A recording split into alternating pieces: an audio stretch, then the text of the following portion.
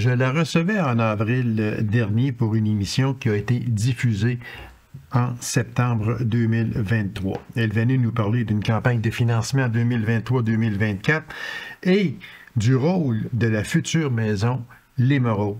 Alors, avec plaisir, je la reçois à nouveau. Il s'agit de Mme Jade Bouchard, intervenante. Mme Bouchard, bonjour. Merci d'avoir accepté cette invitation-là. On l'avait enregistrée au mois d'avril, dû à des circonstances hors de notre contrôle, mais l'émission a quand même passé au mois de septembre dernier. Il y a des choses qu'on va revoir, même si on les a vues au mois de septembre dernier, parce que c'est vraiment très important. L'Émeraude, on va en parler plus en détail tantôt, mais c'est vraiment une maison qui va être qui n'est pas construite. Au moment où l'on parle, elle est dans les cartons, si on peut dire ça. Est-ce qu'on peut dire ça de même? Bien, c'est aussi, en fait, c'est un projet. Okay. L'Émeraude, on le décrit plus comme un projet. En fait, c'est un projet de maison d'hébergement ici en Abitibi-Ouest pour les femmes et enfants victimes de violences conjugales du secteur d'Abitibi-Ouest, mais aussi des secteurs de Villebois, Valparadis, Beaucanton.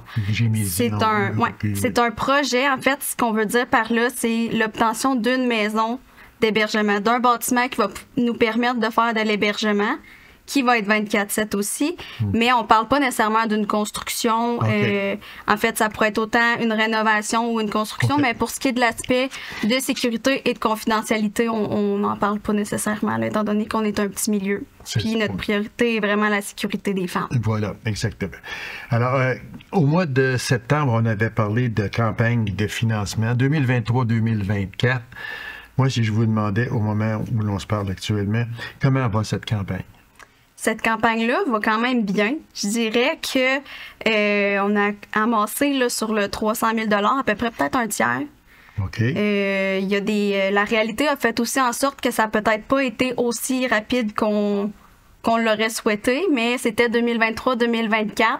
Donc, on va poursuivre ça au courant de l'année 2023 et aussi en 2024 à essayer d'aller amasser là, le total de 300 000 $ dans le milieu auprès des entreprises, auprès de la population. Ils peuvent aussi faire des dons là, en nous contactant. Donc, on continue de faire aussi cette campagne-là. Il y a un enjeu aussi réel au sein de l'Émeraude qui est on est une petite équipe actuellement, on est en ressources humaines limitées. Puis, c'est un projet qui bouge sur plusieurs sphères aussi. On a des services d'entamés. Donc, notre priorité, c'est constamment les femmes et les enfants. Donc, c'est ce qui a fait aussi en sorte qu'on n'a pas pu autant relancer là, les entreprises et la population là, comme on l'aurait souhaité. C'est un service, on va en parler un petit peu plus loin, là, mais c'est quand même un service chez nous qui devient essentiel. Oui. Puis, je pense qu'il a été essentiel depuis toujours. Et maintenant que les femmes et les partenaires commencent à connaître davantage ce service-là, on voit que le besoin est là. Les gens viennent nous voir, puis veulent s'informer sur qu'est-ce que l'Émeraude pour effectuer des références ou même pour donner notre numéro à des proches ou à des femmes qu'elles connaissent. C'est important que cette future bâtisse-là soit chez nous, en Abitibi-Ouest, parce que très souvent, on pense que chez nous, de la violence, il n'y en a pas. Ouais. On pense toujours que c'est à l'extérieur, c'est dans des grands centres, mais ce n'est pas ça. Il en existe autant aussi chez nous. Moi, si je vous demandais, vous êtes intervenante. Quel est votre rôle exactement? Expliquez-moi, là. Vous êtes intervenante, vous faites quoi? C'est beau dire, ben, j'interviens. Oui, c'est sûr, vous êtes intervenante. Dans le sens du terme, c'est ça. Et voilà, exactement. Mais dans votre langage à vous, c'est quoi être intervenante pour l'Émeraude? Dans mon langage à moi, je dirais que c'est d'être l'écoute, la personne de confiance à qui les femmes vont se confier, vont partager leur histoire, vont vouloir se valider. Des fois, c'est seulement de venir nous parler de leurs émotions, de comment ce qu'ils ont mis en place pour se protéger, pour assurer leur sécurité. C'est de se valider là-dedans. Je les écoute, je les accueille. Puis, c'est aussi d'être là pour elles, pour leur offrir la sécurité. Puis, un lieu qui est sécuritaire pour se confier, mais autant pour mettre des filets de protection autour de cette personne-là. Ça, c'est important, oui. Je dirais que mon rôle, c'est aussi, en tant qu'intervenante, de sensibiliser la population à qu'est-ce que la violence conjugale, parce que comme vous le nommiez, on dit toujours qu'ici, on n'en vit pas, que c'est pas une problématique qui touche l'Abitibi-Témiscamingue et même l'Abitibi-Ouest. Mais en fait, la violence conjugale, il y en a partout. Ça touche tout le monde. Et c'est juste que on s'attarde pas à voir plus loin. J'essaie de sensibiliser la population à voir que la violence conjugale n'a pas de visage, n'a pas de classe sociale, n'a pas d'âge non plus. Il y en a partout, dans toutes les villes, dans tous les villages et même, je dirais, dans beaucoup plus de maisons qu'on le croit. C'est ce qui fait en sorte que ça se voit pas nécessairement de l'œil extérieur. C'est ce qui est difficile pour les victimes aussi d'en parler parce que c'est toujours la crainte de ne pas être cru, étant donné que souvent, leur conjoint ou leur ex-conjoint a une belle image aussi au niveau du public, en société. Ça, c'est un point qui est important en mots, ce que vous soulignez là. Je ne veux pas aller trop loin, là, mais ce qui reste un fait quand même que des fois, un nom va sortir. Ah, il a été violent envers sa conjointe. Puis on se dit, hein, pas lui. Parce que, ce n'est pas, là, ce n'est pas l'âge, ce n'est pas le métier, ce n'est pas la profession. Ce n'est pas ça. Parce que des fois, on peut entendre une personne qui est victime. Mon mari m'a abusé physiquement. Puis on est là qu'on se dit, mais voyons donc, ça se peut pas. Ce monsieur-là, on le rencontre partout, puis le grand sourire tout le temps, c'est un beau petit couple. Là. Ça, c'est trompeur. Ça va même plus loin que ça. Oui. J'aurais tendance à dire que ces personnes-là, ça pourrait être ton voisin, hein? Ça pourrait être ton cousin, ton père. Ça pourrait être puis la victime pourrait être votre fille, votre mère, votre cousine. Fait que c'est vraiment plus près qu'on le pense. Puis ce qui arrive, c'est ce qu'on s'en rend pas compte parce que quand c'est médiatisé, là, c'est médiatisé parce qu'il y a eu justement de l'abus physique, il y a eu un féminicide, une femme est décédée. Puis souvent, ce qu'on voit, c'est l'interrogatoire des voisins et de l'entourage qui n'ont pas vu venir l'événement ni le drame, mais en fait, c'est une série d'événements. C'est pas juste des abus physiques que cette femme-là va vivre, elle va vivre des abus psychologiques, des actes de violence verbale, de la violence économique. Beaucoup aussi, ça arrive souvent. Donc, j'aurais tendance à dire que c'est dangereux, puis c'est sournois, la violence conjugale, parce que ça se fait progressivement en amont, mais caché au domicile. Puis c'est difficile pour une victime de se faire croire puis de se faire reconnaître en tant que victime par son entourage puis par la famille de son conjoint ou de ses amis, parce que c'est pas écrit dans son front. Exactement. Puis, elle vit pas nécessairement de violence physique, donc elle n'a pas nécessairement de traces non plus de cette violence-là. Parce que, oui, exactement. Parce que c'est beau parler de violence physique, mais quand on parle de violence verbale, c'est pas un œil au beurre noir, c'est pas une lèvre fendue, là. Non, c'est ça. Puis, tu sais, si je peux me baser sur ce que les femmes que je rencontre me disent, en tant qu'intervenante, c'est aussi des confidences comme ça que je reçois. Mais souvent, elles disent toutes les autres formes de violence font tellement de dommages. C'est tellement... Ça reste tellement longtemps dans la tête. C'est tellement douloureux que j'aurais quasiment aimé mieux avoir un bleu parce que ça part. Eh mon Dieu. C'est quand on se fait dire des confidences comme ça qu'on se dit à la population qu'il faut qu'on croie les victimes, il faut agir avant qu'il arrive quelque chose d'autre parce que peu importe les formes, l'impact est là autant sur la femme que sur ses enfants aussi. Donc, c'est vraiment important d'être à l'affût, de regarder les signes puis d'accueillir les confidences si une victime nous en fait.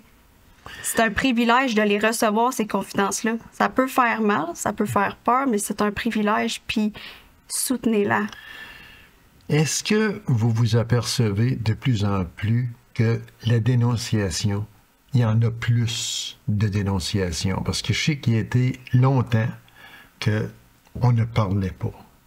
La femme subissait, mais elle ne parlait pas. Parce que qu'est-ce que ma voisine va penser? Qu'est-ce que ma sœur va penser? Qu'est-ce que mes parents vont penser? Moi, ils vont dire, ben voyons donc, mais ça se peut pas. c'était caché. Il ne faut pas avoir peur des mots, là, c'était caché. Ouais. Est-ce que vous vous rendez compte, dans ce 21e siècle-là, qu'on dénonce beaucoup plus? Je te dirais que c'est vraiment du cas par cas. Ça dépend de la femme puis de sa situation. Il y en a qui ont encore peur, soit des représailles de monsieur, mais il y en a qui ont aussi peur de ce que la famille va penser, de ce que les amis vont penser. Des fois, il y en a qui ont aussi peur que ce soit vu comme de l'aliénation parentale, des fois entre deux parents aussi. Dans des contextes de séparation, c'est pas évident non plus. Je dirais que c'est aussi des grosses procédures. Fait qu'il y a des femmes, des fois, que de pas dénoncer, ben, c'est de tourner la page plus rapidement. Parce que les procédures judiciaires sont longues. Puis ça les garde tout le temps, tu sais, dans ce contexte-là. Tandis que de pas aller dans ces procédures-là, pour certaines, c'est leur façon de soulager certaines douleurs aussi. Donc, c'est vraiment variable. Il y en a pour qui ils vont aller dans la dénonciation. Il y en a d'autres que non. Il y en a que ça va être juste auprès d'intervenantes, mais ils n'iront pas dans le processus judiciaire aussi. C'est ça, exactement. Mais je pense que plus qu'on parle des formes de violence, qu'on démystifie la violence conjugale, qu'on ne s'arrête plus à ce que ce soit de la violence physique, parce que c'est pas le cas. Il y a aussi la notion de contrôle coercitif qui commence à être de plus en plus connue. Et peut-être éventuellement sera reconnu. C'est quelque chose que le Canada souhaite. Donc, je pense que ça aide les femmes, oui, à se dire, j'ai pas le sentiment d'imposteur à dénoncer ou à aller chercher de l'aide parce que même si je vis pas de violence physique, je vis de la violence conjugale quand même. C'est ça justement qui arrive. Et très souvent, comme vous l'avez souligné, la personne ne veut pas s'embarquer dans de longues procédures judiciaires, probablement, parce qu'elle ne veut pas revivre tout ça. Mm-hmm. Puis c'est ce qui l'empêche peut-être d'aller plus loin. Les personnes vont vous voir, puis se confient à vous, vous font confiance, mais ça s'arrête là. C'est déjà un premier pas. C'est le plus gros pas, je pense. D'emblée à faire. Commencer là. Oui, c'est ça. C'est le premier pas, c'est un grand commencement. Mais il y en a que oui, ils vont poursuivre. Puis c'est aussi de l'accompagnement que nous, on peut faire, là. On peut les accompagner dans ces procédures judiciaires-là, dans des rendez-vous avec les avocats, les avocates, au niveau médical aussi, des fois, quand ils subissent justement des actes de violence, où on peut même aller à défendre leurs droits dans certains rendez-vous qu'elles ont. Donc, on peut les accompagner pour ça. Puis je pense que c'est aussi là un privilège d'apprendre sur comment que ça se passe, le processus d'une victime, puis de vraiment, après ça aide à comprendre leur réalité. Voilà, exactement. Une dernière question, parce que le temps passe très vite. Mais j'en ai deux, très vite. Oui. Les hommes, parce qu'on parle toujours des femmes, violence conjugale, c'est la femme qui est victime. Est-ce que l'homme est souvent victime? C'est sûr que moi, je parle en tant que femme, victime, puis homme agresseur, parce que c'est le portrait avec lequel je travaille. Okay. Majoritairement, je travaille toujours avec des femmes victimes et pas avec les hommes. Mm-hmm. Puis, dans le contexte qu'on est, c'est souvent les hommes là, qui sont des conjoints et ex-conjoints violents. Mais oui, les hommes peuvent aussi vivre de la violence conjugale. Je pense que c'est les ressources pour hommes qui pourraient mieux nous répondre sur la proportion, mais j'aurais tendance à dire une statistique que j'avais nommée la dernière fois qu'on s'était parlé, qui est quand même représentative, c'est que 80% des victimes de violences conjugales sont des femmes. C'est sûr que là-dessus, on n'a pas le chiffre noir là, de ce qui n'est pas dénoncé, oui. Mais quand même, ça démontre que les femmes vivent beaucoup de violences conjugales. Mais ce qui est important de se rappeler, c'est qu'il y a des ressources pour les femmes comme la Maison Lemrod, mais il y a aussi des ressources pour les hommes qui sont adaptées aux besoins des hommes. Donc, c'est pas un sans l'autre. Là. OK. Fait que, en terminant, parce qu'il nous reste très peu de temps, ceux qui veulent faire des dons, qu'est-ce qu'il y aurait à faire? Peuvent nous contacter, que ce soit par téléphone ou par courriel. On les invite aussi à regarder notre page Facebook. Ils peuvent aussi nous écrire via notre page. Puis, on leur transmet la procédure par après. Madame Bouchard, merci. Toujours très intéressant. Bon succès également. Puis, on invite les personnes concernées à dénoncer, ne pas se gêner. Quand je dis aux personnes, je ne prends pas seulement que la gente féminine, je prends des personnes en général à dénoncer et ne pas se gêner parce qu'il y va de votre vie. Oui, et de rester à l'affût parce qu'on a un lieu temporaire qu'on aménage présentement. Puis si tout va bien, à l'hiver 2024, on devrait être en mesure d'ouvrir de l'hébergement. Bravo, on vous le souhaite. Et puis, merci beaucoup de votre présence à cette émission. Merci à vous. C'est moi qui vous remercie. Alors, mesdames et messieurs, courte pause, on revient immédiatement après. Restez avec nous.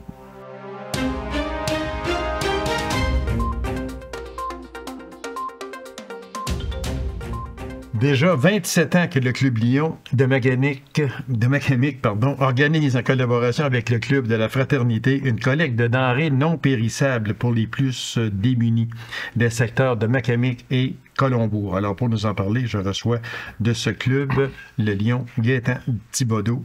Monsieur Gaétan, bonsoir. Bonsoir, Gaétan. Merci d'avoir accepté cette invitation-là. Puis ça, c'est une chose que je tiens beaucoup parce que la pauvreté, il y en a partout. Puis, elle existe. Elle est des fois cachée, mais seulement qu'on sait qu'elle existe. Puis on voit dans les banques alimentaires, que ce soit en Abitibi-Témiscamingue ou même dans les grands centres, on voit que les denrées, on a de la misère à en garder, même aujourd'hui, puis le temps des fêtes qui s'en vient. Alors, c'est pour le Club Lion, c'est un geste que vraiment... je trouve vraiment extraordinaire. Puis je remercie au nom de la population, le Club Lion et le Club de la Fraternité également pour ce beau geste que vous faites à chaque début du mois de décembre de chaque année. Alors, quand on dit que la pauvreté existe en tout temps, on dirait qu'elle est de plus en plus visible durant cette période de l'année. C'est une coutume bien établie depuis 27 ans déjà que et c'est sûrement très apprécié également. Alors, est-ce que les gens vous en parlent? Est-ce que vous êtes bien accueillis? Vous êtes bien reçus? Ah, certainement. Merci en partant là, au départ pour les bons mots. Oui, effectivement, pour le Club Lion, c'est quelque chose là, c'est une activité qui nous tient à cœur, qui chaque année, lorsque ça revient, il y a beaucoup d'énergie qui est mise pour que ça fonctionne et que ça y aille bien. Et puis oui, écoute, la population est très reconnaissante. Lorsqu'on fait notre collecte, souvent, les gens nous donnent le don, leur denrée ou peu importe, ou l'argent, ils le font, puis on voit là, que c'est avec cœur, c'est avec beaucoup si on veut, d'amour, là, parce que tout le monde est au courant et ils savent toute la problématique là, de la pauvreté. Tu mentionnais, tu parlais des différents centres de distribution. C'est pas parce qu'on est en Abitibi qu'on est exempt. Il y a une augmentation. Exactement. Ça nous touche pareil comme le reste de la province. Ouais. Alors, on va parler, c'est sûr que les gens vont dire, bien, ils se répètent, c'est toujours la même chose, mais on ne se répétera jamais assez. Ce sont des denrées qui sont non périssables, ça, il faut bien le dire. Exactement, c'est des denrées non périssables parce qu'il y a un délai entre la collecte et la livraison, et au moment où c'est distribué là, aux familles concernées, demandeurs, et puis un délai, donc on ne peut pas accepter de denrées qui sont périssables, qui vont devenir périmées et non utilitaires, non utilisables. Alors, il y a les denrées non périssables, mais il y a aussi d'autres choses que vous pouvez les récolter également. Oui, il y a des jouets en bon état. On n'essaie pas, là, on met pas beaucoup d'accent là-dessus, mais souvent, on a des beaux jouets, quelque chose de très bien, de très en excellente, en bonne condition. Donc, dans certains paniers, où c'est qu'ils préparent un panier pour une famille qui a des enfants. Ils savent qu'il y a des petits garçons, ça va être, s'il y a des petits camions, ils vont les ajouter, etc. Donc, les jouets sont bienvenus aussi, en bon état, naturellement. On récupère aussi les lunettes de prescription. Ah, OK. Lunettes de prescription, c'est envoyé au Lion International, eux autres qui ont une activité où c'est qu'ils mettent beaucoup d'emphase sur la vue et puis pour aider là, des gens dans des pays un peu plus démunis. Et puis, dans le passé, on récoltait aussi les vieux cellulaires, mais on a arrêté ça. On n'a plus le contact là, qu'il y avait avec le Lion International pour les écouler. Donc, on se limite là, aux denrées, dons en argent, jouets en bon état et puis les lunettes de prescription. Moi, je veux en revenir juste aux jouets, si vous me permettez, Gaétan, parce que ce n'est pas là le temps de se débarrasser de nos vieux jouets qui sont brisés. C'est pas le temps, là. C'est parce que les lions ne répareront pas ces jouets-là là, qui sont brisés. Alors, c'est important, comme vous l'avez dit, que ce soit des jouets qui sont en bonne santé. Oui, qui sont en bon état, oui. En bon état, c'est important. Puis je tiens à souligner, puis j'invite les gens à le faire. Ça m'est arrivé à plusieurs reprises, personnellement, où on arrivait à des endroits, puis le monsieur ou la madame nous disait, bon, on a tel jouet, ça pourrait-tu être bon pour vous autres? Alors on disait oui, on disait non. Okay. Si on disait, ça pourrait être quelque chose, dire, ben, il n'y a pas tellement de passe pour ça, puis on pouvait dire, ben oui, très bon état, puis excellent, bien content. Donc j'invite les gens peut-être à valider lorsque la collecte se fait. S'il y a un doute, là, tu sais. S'il y a un doute, oui, demander aux lions qui se présentent à la porte de vérifier, puis si c'est en bon état surtout, et de la ramasser tout simplement pour ça va faire un heureux ou une heureuse. Exactement, à ce moment-là. Exactement, oui, c'est sûr. Une chose, Gaétan, qui est importante, quand on rentre chez l'épicerie Tradition à Macamic, on arrive à l'épicerie, puis il y a des sacs qui sont là. Ils sont juste à l'entrée, on les a en plein visage, comme on dit. Bon. Ce sont des sacs pour la guignolée lion. Si vous nous expliquiez exactement comment, c'est quoi, puis comment Tradition procède également, parce que c'est important aussi.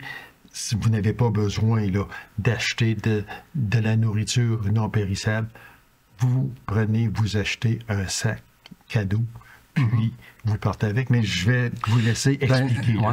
Non, exactement. À l'épicerie Tradition, ici à Macamic, il y a ces sacs-là qui sont en vente au coût de 10 $. Vous achetez un sac au coût de 10 $, vous le payez, il vous donne un sac vide. Puis inquiétez-vous pas, c'est pas parce qu'il n'y aura rien, c'est que à un moment donné, un petit peu lorsque la collecte est terminée, chez Marché Tradition, ils font le calcul. Si on a vendu 100 sacs à 10 $, ça fait 500 $, ils avisent Sobeys, et Sobeys envoie l'équivalent en nourriture pour la guignolée. Voilà. Fait que c'est quelque chose d'assez simple là, de ce côté-là. Puis les gens, même si le sac est vide, là, ils peuvent avoir confiance. C'est très bien fait, puis il n'y a pas de danger. Le nombre de sacs, comme vous dites si bien, s'il y a, disons, 50 sacs qui ont été vendus à 10 $, ça fait 500 $. Sobeys fournira 500 $ de denrées non périssables chez Tradition, qui, Tradition, va prendre cette collecte-là de denrées non périssables, puis va le donner au club de la fraternité à Macamic. Est-ce que c'est en gros? Exactement, c'est ça. Comme ça que ça se passe. Soyez pas inquiète si vous achetez un sac puis il n'y a rien dedans, mais c'est ça. Puis en même temps, il faut dire aussi une chose, c'est que la journée de la collecte, vous pouvez mettre ce sac-là à la poignée de porte extérieure, comme quoi vous avez fourni déjà. Fait que le lion qui va passer va voir qu'il y a un sac, mais là, il n'ira pas chez vous voir si vous avez donné ou pas. C'est pour activer également la collecte. Exactement, puis c'est un bon point là, de le mettre sur le poignet de la porte. Puis en plus, si les gens sont absents ce jour-là, peu importe, ils vont avoir fait le don, et puis on va savoir que bon... il y a un don qui a été fait, puis ça va être connu. Donc, voilà. Il n'y a pas de trouble là. Fait que c'est ça. Fait que vous achetez un sac chez Tradition, vous payez 10 $, vous partez avec le petit sac qui est vide, mais seulement il sera rempli par Sobeys. Ne soyez pas inquiète. Puis vous pouvez l'accrocher le jour de la collecte, qui est le 3 décembre cette année. Le 3 décembre. Vous pouvez l'accrocher à la poignée de porte extérieure de votre maison, de votre loyer, pour montrer que vous avez fourni cette journée-là. Alors, les lions vont passer droite à ce moment-là. J'aimerais parler identification des membres également. Oui, les membres lions, en général, on a nos fameux gilets jaunes qu'on utilise lors du du tournoi de pêche. Donc, la majorité des membres Lions vont être identifiés de cette façon-là. Les autos, ben, on a des petits drapeaux. Des petits drapeaux, là, comme les drapeaux du Canadien, qu'on voit souvent, qu'on installe sur la vitre de l'auto. Donc, ça identifie l'auto comme c'est vraiment, c'est bien la collecte, là, les membres Lions qui font la collecte. Là. Il faut dire également que, bon, c'est le dimanche, c'est toujours le premier dimanche de décembre, c'est ça? Exactement, toujours le premier dimanche de décembre. Cette année, c'est le 3 décembre. Le 3 décembre. À partir de 12h30? 12h30. On commence là, à faire notre cueillette là, 12h30.